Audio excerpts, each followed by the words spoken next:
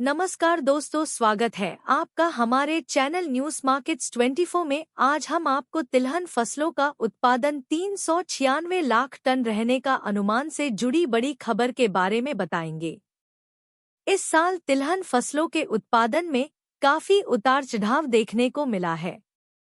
सरकार ने राष्ट्रीय स्तर पर सोयाबीन का उत्पादन घटने और सरसों की पैदावार बढ़ने की संभावना व्यक्त की है।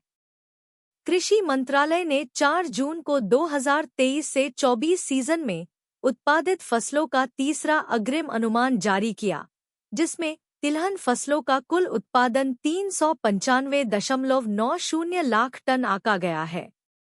यह आंकड़ा 2022 से 23 सीजन के कुल उत्पादन 413.60 लाख टन से करीब 4% कम है।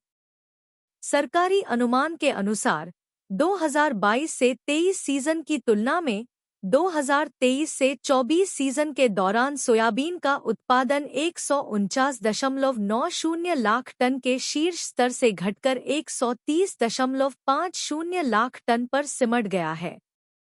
सोयाबीन का उत्पादन घटने के पीछे कई कारण हो सकते हैं, जिनमें मौसम की अनिश्चितता, कीट और बीमारियों का प्रभाव और कृषि तकनीकों में कमी शामिल है। दूसरी ओर, सरसों का उत्पादन 126.40 लाख टन से बढ़कर 131.60 लाख टन पर पहुंच गया है। सरसों की पैदावार में यह वृद्धि किसानों के लिए सकारात्मक संकेत है, क्योंकि सरसों एक महत्वपूर्ण तिलहन फसल है जिसका उपयोग खाने के तेल और विभिन्न औद्योगिक उत्पादों में किया जाता है। मूंगफली के उत्पादन अनुमान को 103 लाख टन के पिछले साल के स्तर पर ही बरकरार रखा गया है। यह स्थिरता मूंगफली की खेती के प्रति किसानों के विश्वास को दर्शाती है। वहीं अरंडी का उत्पादन 20 लाख टन से गिरकर 19 लाख टन पर सिमटने का अनुमान लगाया गया है। भारत में सोयाबीन, सरसों, मूंगफली और अरंडी के अलावा तिल, सूरजमुखी, अलसी, नाइजर सीड और सैफ्लावर जैसी तिलहन फसलों का भी उत्पादन होता है। इन फसलों का भी महत्वपूर्ण योगदान होता है, लेकिन उनके उत्पादन में भी उतार चढ़ाव देखने को मिल सकता है। केंद्रीय कृषि मंत्रालय का यह तीसरा अग्रिम उत्पादन अनुमान है, जबकि कुछ महीनों के बाद चौथा और अंतिम अनुमान जारी किया जाएगा। वर्तमान अनुमान की तुलना में चौथे अग्रिम अनुमान में उत्पादन के आंकड़ों में कुछ बदलाव हो सकता है। तिलहन फसलों का उत्पादन भारत की कृषि अर्थव्यवस्था में महत्वपूर्ण भूमिका निभाता है। तिलहन फसलें न केवल खाने के तेल का स्रोत हैं, बल्कि औद्योगिक उत्पादों और पशु चारे के लिए भी उपयोगी हैं।